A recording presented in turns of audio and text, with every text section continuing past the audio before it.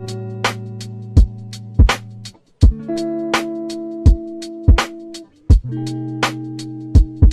friends, welcome or welcome back to my channel. If you don't know me, my name is Kelly. I'm a fashion reseller on various platforms.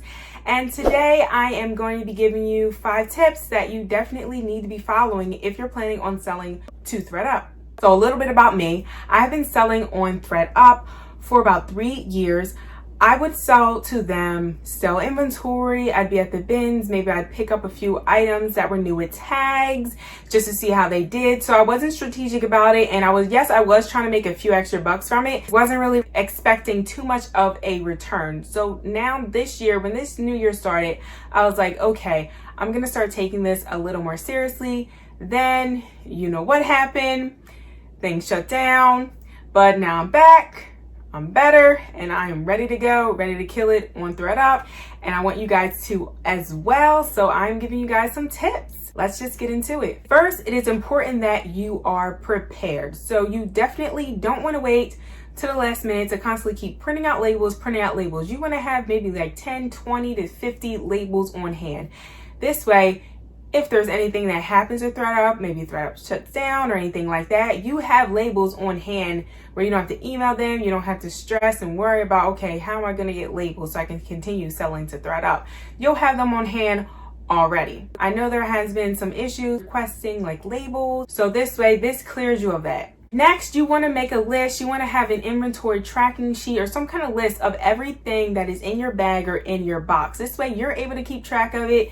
ThredUp sees what's in the box, whether it's new with tags, what the retail price is, what the size is. You definitely want to stay organized early on and keep track of everything. This is something that I didn't do. And you know, they're sending me at one point in time, they did send me an item. It was flawed, had a stain. I wasn't sure if that had a stain. One item, like, didn't this have wasn't this new with tags? And it was just a mess. So organization. I cannot stress enough. It's definitely important. Presentation is everything. I think that's very important. No, it's not required for you to send your items in, you know, freshly steamed without any wrinkles, neatly folded. But I think it's important to send them, to present your items very well, very neatly. Of course, they have to be clean, no flaws, no stains. They smell good and they look good. And of course, when you have these items, when they picture these items, when, you know, the ThredUp employees take pictures of the items, you want them to look nice. You want the customer, because of course you want the customer to buy the item. So it's important that you have a very well put together presentation of your items. Next, I can't stress this enough, keep track of your payouts, keep track of what they're pricing your items at. I had an item, for example, that sold. It was a St. John dress. It sold for around $149, and the payout was lower than what I was expecting. So I emailed them, and they emailed me very quickly without a problem, and they adjusted it accordingly. I would not have known that if I wasn't keeping track of my inventory, of my items, and what they're pricing at, my payout. So you definitely want to stay on top of all of that information. So you also want to be keeping an eye on your prices. You want to make sure they're not marking your item too high or maybe marking your item too low for what the brand is or for what the style is.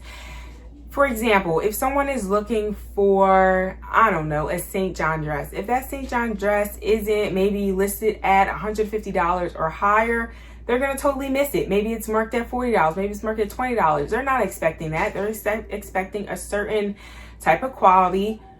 They're expecting a certain price. So you definitely want to price your items accordingly. On the other hand, if you have maybe a H&M sweater and it's marked for $150, they're also going to miss it. They're not expecting a sweater at H&M to be marked at $150. I don't even think there is a sweater online or in the store marked at that price. So definitely want to keep track of that.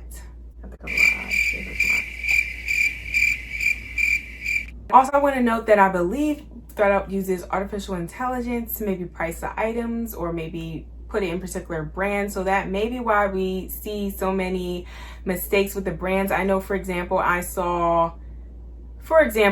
wasn't this exact brand, but I saw maybe Madewell shorts and they were titled Lululemon.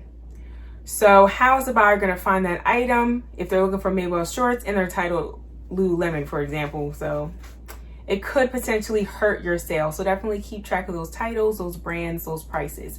Next, I want to talk about increasing your prices. So this is something I definitely did not do when I first started selling the ThredUp. I did not increase my price. I was like, okay, ThredUp is listing it at $15.99. I guess it's only worth $15.99.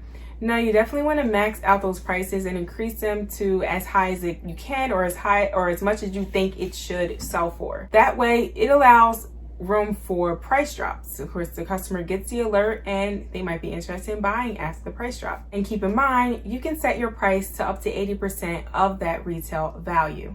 Okay guys, those are 5 tips I think you definitely should be following if you are selling to ThredUp.